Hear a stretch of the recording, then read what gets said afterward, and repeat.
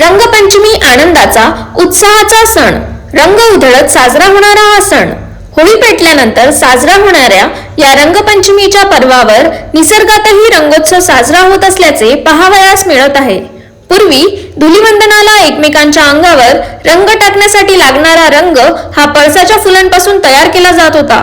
आयुर्वेदिक औषधी वनस्पती म्हणून याचा आजही वापर होत आहे. पळसाची फुले पाण्यात टाकून स्नान केले तर त्वचारोग नाहीसे होतात असे आयुर्वेदात सांगितले आहे.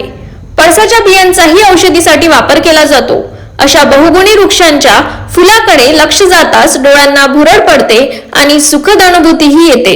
सद्यस्थितीत वाढत्या उन्हासोबतच रानावनासह अनेक ठिकाणी पळस वृक्ष लाल तांबड्या फुलांनी अधिकाधिक बहरत चालल्याचे दिसून येत आहे.